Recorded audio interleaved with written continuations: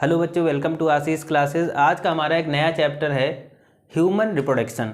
और human reproduction में हमारा टॉपिक स्टार्ट होने जा रहा है male reproductive system in human beings. ठीक है, तो मेल रिप्रोडक्टिव सिस्टम में अगर हम बात करते हैं तो पहला टॉपिक हमारा आ जाता है यहाँ पर टेस्टिस। ठीक है, हम लोग टेस्टिस को डिस्कस करेंगे। तो सबसे पहले हम टेस्टिस का डायग्राम देख लेते हैं, फिर उसके बाद टर्म वाइज टर्म मतलब हर एक चीज़ को डिफाइन करते चलेंगे। ठीक है, तो टेस्टिस का डायग्राम अगर हम देख लेते हैं तो यहाँ पर इंटरनल स्ट्रक्चर ऑफ टेस्टिस दिया गया है और इस टेस्टिस में हमारे कौन से ये जो पार्ट्स दिए गए उनको क्या कहते हैं, आइए उनको डिस्कस कर लेते हैं। सबसे पहले ये वाला जो पार्ट यहाँ पर ये दिख रहा है इसको बोलते हैं टेस्टिकुलर सेप्टा। ठीक है, ये जो पार्ट है हमारा इसको क्या बोलते हैं, टेस्टिकुलर सेप्टा होता है।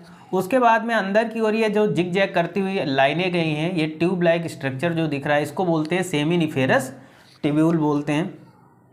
उसके बाद में बाहर का ये वाला जो एरिया होता है, ये वाला जो पार्ट होता है उसको बोलते हैं ट्यूनिका वेजिनैलिस।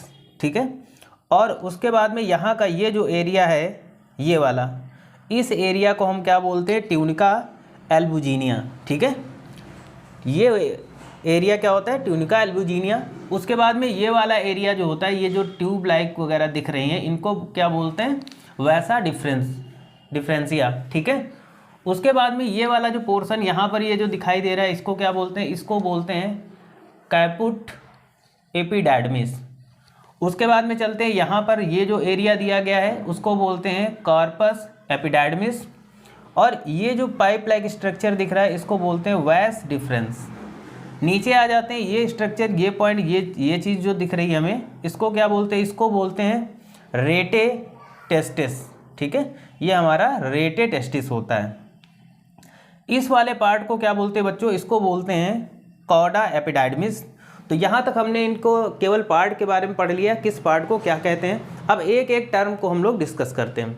तो सबसे पहले हम टेस्टिस की बात कर लेते हैं। टेस्टिस होता क्या है, तो testis are the primary male reproductive organs where sperm and male sex hormones testosterone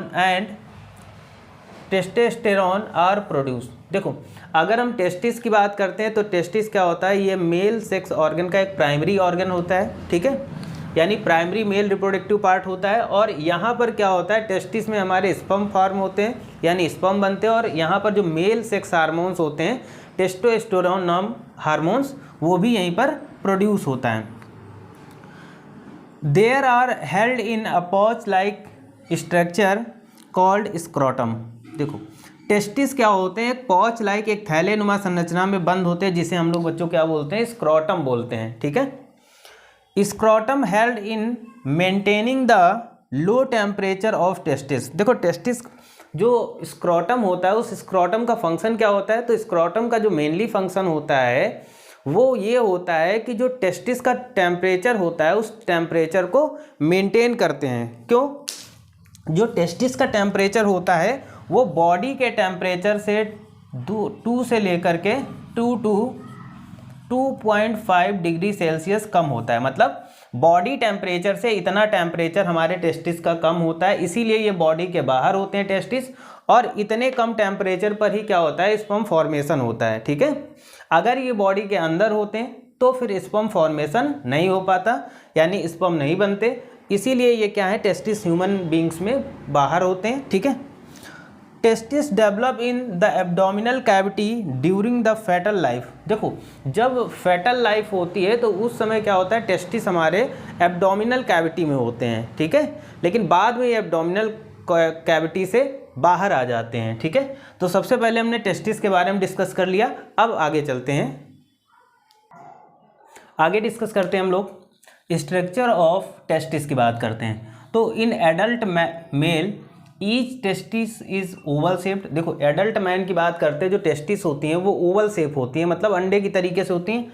with length, इनकी जो लेंथ होती है वो 4 to 5 सेंटीमीटर होती है। और इसकी विड्थ की बात कर लेते हैं तो ये कितनी होती है, 2 से 3 सेंटीमीटर होती है। ठीक है, अब टेस्टिकुलर कवरिंग की बात कर लेते हैं। कवरिंग का मतलब कि टेस्टिस के ऊपर भी कई सारी लेयर होती है, जिससे टेस्टिस क्या होता है, कवर होता है। तो टेस्टिस हमारा 3 लेयर से कवर होता है। ठीक है, वही लिखा है, testis are covering with 3 layers.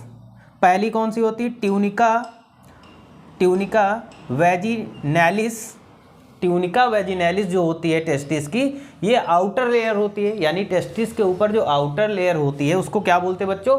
Tunica वेजिनैलिस बोलते हैं। सेकेंड लेयर आ जाती है ट्यूनिका एल्बुजिनिया। ट्यूनिका एल्बुजिनिया क्या होती है? ट्यूनिका एल्बुजिनिया हमारी मिडिल लेयर होती है। टेस्टिस की जो मिडिल लेयर होगी वो कौन सी होगी? ट्यूनिका एल्बुजिनिया होगी, ठीक है। और ट्यूनिका वैस्कुलोसा ये क्या होती है? ये इनर मोस्ट लेयर होती है, ठीक है। उसके बाद में हम चलते हैं टेस्टिकुलर सेप्टा, ठीक है। यानी इस पॉइंट को हम डिस्कस करते हैं, टेस्टिकुलर सेप्टा होता क्या है। तो इनर ग्लैंडुलर रीजन, जो इनर ग्लैंडुलर रीजन होता है वो टेस्टिस का, of each testis is divided into about 25 small chambers. These are form by the in growth of tunica albuginea. देखो ये जो टेस्टिकुलर सेप्टा होता है ये होता क्या है? ये नंबर्स में 250 होते हैं, ठीक है।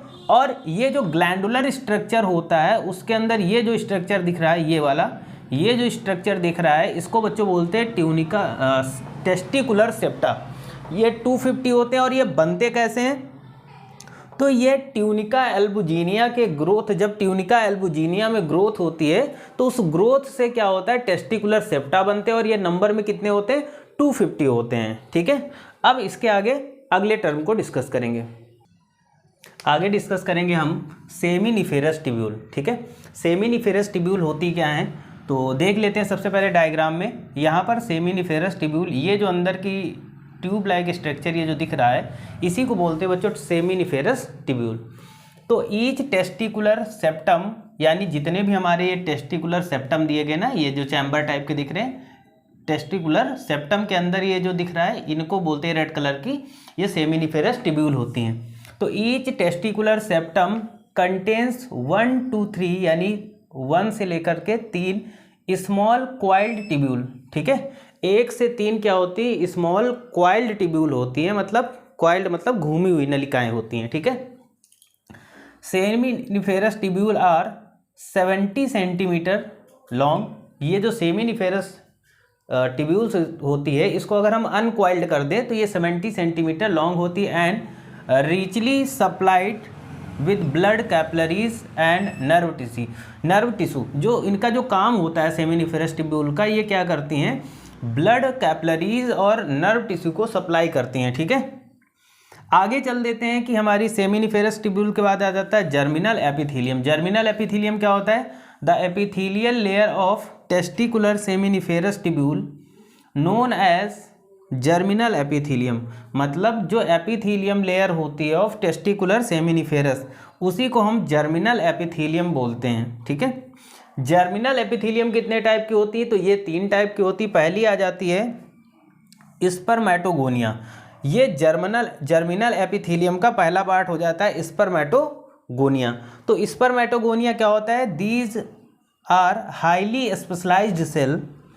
ये क्या होती है? एक हाईली स्पेशलाइज्ड सेल होती है which undergo spermatogenesis to produce sperm.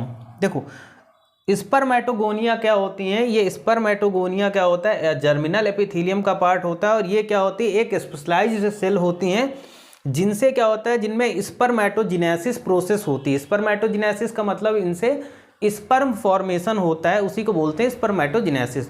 तो जहाँ हमारा स्पर्मेटोगोनिया में क्या होता है कि हमारा स्पर्म प्रोड्यूस होता है, ठीक है। आगे चलते हैं इंटरस्टेटियल सेल्स।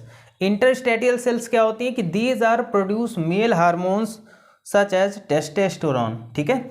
जो मेल हार्मोन्स होता है टेस्टोस्टेरोन वो इन्हीं सेल से क्या होता है? प्रोड्यूस होता है, ठीक है। आगे चलते हैं सर्टोली सेल को हम डिस्कस कर लेते हैं। दीज आर फैगोसाइटिक सेल, ठीक है। These are phagocytic cell. देखो ये फैगोसाइटिक सेल होती है। फैगोसाइटिक का सेल मतलब ये होता है कि वहाँ पर अगर कोई सेल डेड हो जाती है तो उन सेल को ये क्या करते हैं? वहाँ से रिमूव कर देते हैं या फिर एक प्रकार से उनको नष्ट कर लेते हैं या खा जाते हैं, ठीक है। तो ये क्या होती हैं? ये सर्टोली सेल हमारी फैगोसाइटिक सेल होती हैं। They provide nutrition to the developing sperm. देखो ये क्या करते हैं? सर्टोली सेल्स जो हमारा स्पर्म डेवलप होता है उसको न्यूट्रिशन प्रोवाइड करते हैं, और साथ ही साथ क्या होते हैं, they produce important enzyme inhibin. ठीक है, ये इनहिबिन नाम का जो एंजाइम्स होता है वो कौन प्रोड्यूस करता है, तो ये सर्टोली सेल्स हमारी प्रोड्यूस करती हैं। और इनहिबिन का फंक्शन क्या है, तो ये चेक करते हैं कि टेस्टोस्टेरोन नामक हार्मोन्स जो निकलता है वो कहीं ज़्यादा तो नहीं हो गया। ठीक है, तो उसके बारे में ये सब चेकआउट करते हैं। ठीक है, अब आगे डिस्कस करते हैं। आगे डिस्कस करेंगे हम रेटे टेस्टिस। ठीक है, तो रेटे टेस्टिस हम देख लेते हैं कहाँ पर, यहीं पर कहीं पर एक पार्ट दिया गया था, ये पार्ट जो दिया गया इसको बोलते हैं, ये वाला पार्ट इसको बोलते हैं हम लोग रेटे टेस्टिस, ये वाला पार्ट। ठीक है, तो आइए हम रेटे टेस्टिस के बारे में डिस्कस करते हैं। होता क्या है, the seminiferous tubule open into rate testis. जो सेमिनिफेरस टिब्यूल होती है वो कहाँ खुलती है, ओपन होती है, तो वो रेटे टेस्टिस में ओपन होती है।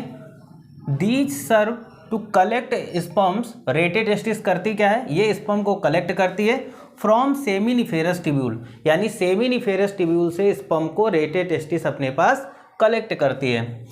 अगला पार्ट आ जाता है वोसा इफ्रेंटिया। ठीक है, वोसा इफ्रेंटिया क्या होता है, vasa efferentia are 10 to 20 centimetre, 10 to 20 centimetre very small and fine tubules which collect sperm from rete testis. देखो वासा इफ्रेंटिया क्या होता है कि ये रेटे टेस्टिस से स्पर्म कलेक्ट करती है and transfer them to caput region, और ये कैपुट रीजन ऑफ एपिडाइडमिस, यानी कैपुट रीजन को स्पर्म क्या करती है, ट्रांसफर कर देती है। आगे चलते हैं बच्चों, एपिडाइडमिस। अब एपिडाइडमिस क्या होता है, तो ये 6 सेंटीमीटर लॉन्ग होती है। It divided into 3 parts. Epididymis क्या होता है, ये 6 सेंटीमीटर लॉन्ग होती है और इसको 3 पार्ट्स में डिवाइड करते हैं। तो पहला पार्ट आ जाता है कैपुट एपिडाइडमिस, दूसरा पार्ट आ जाता है कॉर्पस एपिडाइडमिस, और तीसरा आ जाता है कॉडा एपिडाइडमिस। तो यहाँ पर एपिडाइडमिस को हमने 3 पार्ट में डिवाइड कर दिया, जो यहाँ पर हमें देखने को मिल रहा है। ठीक है, अब इसके आगे हम लोग डिस्कस करते हैं। आगे देखते हैं हम लोग सेमिनल वेसिकल।